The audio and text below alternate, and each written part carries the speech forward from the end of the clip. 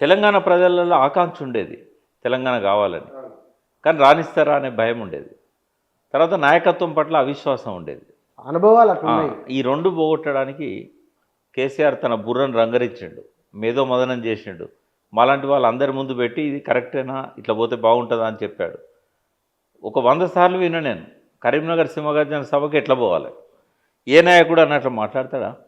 ఒక 100 సార్లు వచ్చిన వాళ్ళకల్లా వాళ్ళ డౌట్లు పోగొట్టడానికి ఒక సినిమా చూపెట్టిండు ఆయన, కరీంనగర్ సింహగర్జన సభ. ఎట్లా చూపించాడు? బుచ్చన్న నీకు ఇప్పుడు మాటిస్తున్నా, ఈ చరిత్రనంతా నేను సినిమా తీస్తాను, నేనే డైరెక్టర్గా ఉండి కేసీఆర్ స్వప్నం ఎట్లుండేదో నేను చూపెడతా. ఆయన ఎంత అద్భుతంగా చెప్పేవాడంటే 2 విషయాల మీదనే ఎవరైనా అడిగేవాళ్ళు. ఒకటి నాయకత్వం మీద నమ్మకం లేదు తెలంగాణ ప్రజలకు, ఆంధ్ర వాళ్ళు తెలంగాణ రానియరు. వీటికి ఎట్లా ఒప్పించాడు మిమ్మల్ని ఆయన? ఫస్ట్ ఏంటంటే ఏప్రిల్ 27 జలదృశ్యం మీటింగ్లో తనకున్న 3 పదవులకు రాజీనామా చేశాడు. తెలంగాణలో ఆంధ్ర మీడియా ప్రచారం చేసింది ఏంటంటే రాజకీయ నిరుద్యోగులే తెలంగాణ నినాదం తీసుకుంటారు, పదవుల కోసం తెలంగాణ అంటారు, పదవులు వచ్చినాక పెదవులు మూసుకుంటారు అని చెప్పేది. కానీ ఈయన పదవిలో ఉన్నాడు, క్యాబినెట్ ర్యాంకు, డిప్యూటీ స్పీకర్, అది కూడా గవర్నమెంట్లో ఉన్నాడు కదా.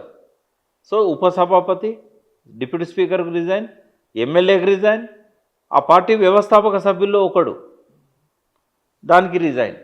ఆ జిల్లా అధ్యక్షుడు ఉండే, రాష్ట్ర కార్యదర్శి ఉండే, ముఖ్య నాయకుడు, తెలుగుదేశం ముఖ్య నాయకుడు, శిక్షణా తరగతులను ఆయన తీసుకునేది గండిపేటలో. సో ఈ 3 పదవులకు రాజీనామా చేశాడు.